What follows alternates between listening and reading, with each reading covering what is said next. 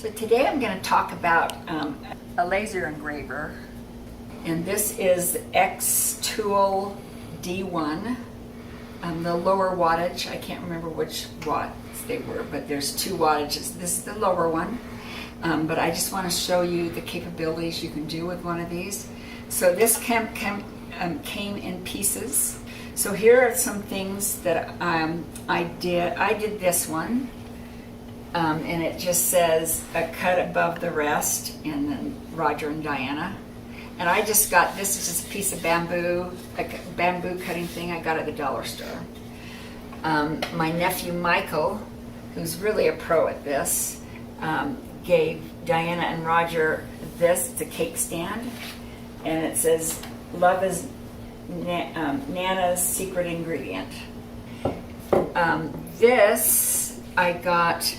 I wanted to have a place to put phones charging, and I was looking for a kind of box, and I went to a thrift store and they had this nice hinged box with felt inside of it. And so I had my husband drill a hole to put the cord through, and I bought one of the ones with different types of things to charge. And I just engraved charging station. And plug that in and have it on the counter so I have a place for the phones. Let's see, and then I also did on wooden spoons, and that was a fun mixed with Love in Diana's kitchen. Thank you. Forgot about that. And I love having the attributes, names of Christ on my Christmas tree, and I've done some different, and I made Son of Mary, Anointed One, and same thing on both sides, so to where it is on the tree. Tell where you got the discs. Amazon.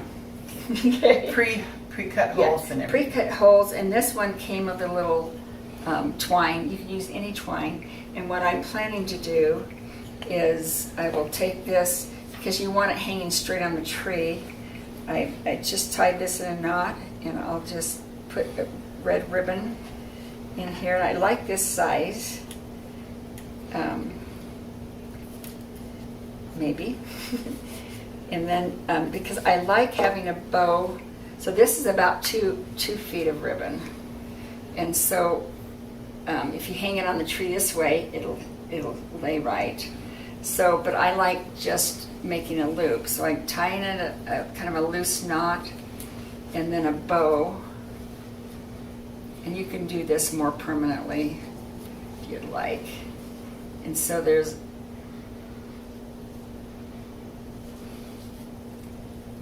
a nice bow, and I just would put this on a tree limb. Very pretty. The bow would be a little straighter. Here we go. And so you just hang it on there. I've got probably 16 Son of Mary, Anointed One, Chosen One, Firstborn, and Light of the World right here, ready to put on my tree, added to some other ones. And at the end, I'm going to show you how to do one of these. But just last night, I decided to try glass, and the first few things didn't work.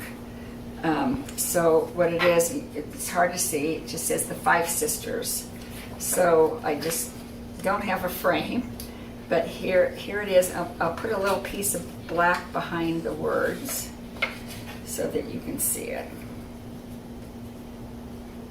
So there's the frame with our picture, the 5 sisters on the glass. So that was kind of fun little project this morning. And then just a little while ago, I decided, well, let's see how it works. This is a Pyrex dish that actually my sisters gave me like 25 years ago, and I noticed there's a little chip here. I could have found one without the chip, but I guess it's more personality. Now when you engrave on glass, you have to put something over the glass, because the laser just goes through it and it doesn't make any marks. So this one, I saw a tutorial that used paper, and it didn't work. I tried that on this black paper. There's galvanized something spray, and then somebody just used the tempera paint from the dollar store and sprayed it on. I had none of those things this morning when I was doing it. So I had a can of black paint, and I just painted it on just like just semi-gloss. It was a little harder to get out, and I can see there's a little gray that probably will wear out, but it's easier for you to see my name on the casserole dish. And I thought that actually would make a really nice wedding present without the chip. So their software, their free software is xTool's Creative Space, and that's all I've used. There's other ones you can buy that I understand is more details, more things you can do, but this is working fine for the stuff that I've done. So I'm going to just, so you have it, I have this plugged in and my computer plugged in, and then I have through a USB into my computer's USB. And I'm just going to tell so the first thing you do is turn it off. I turned it off so you didn't hear the fan the whole time. And so you do what you call framing.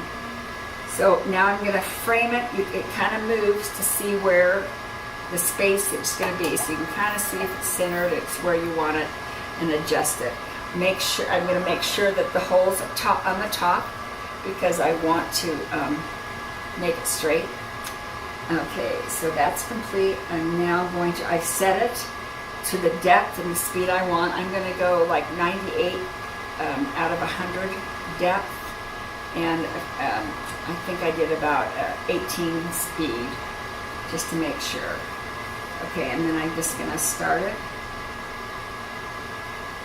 Push the button. You're supposed to wear these lovely glasses. I don't know if they help or not. I mean, it can't hurt. So now,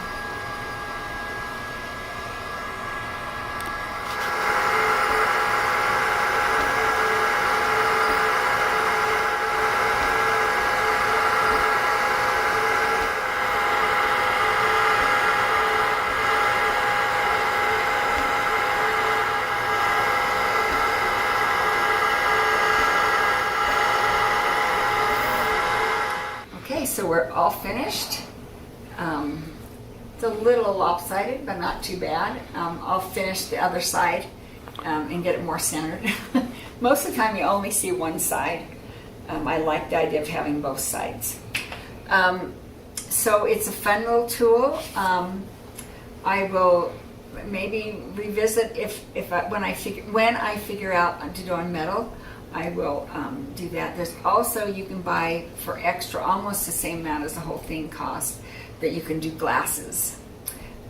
Put logos on glasses and things like that. So there's a lot of fun things, and I'm just, I'm sure as many, you can think of many, many others, and have a lot of fun. Thanks.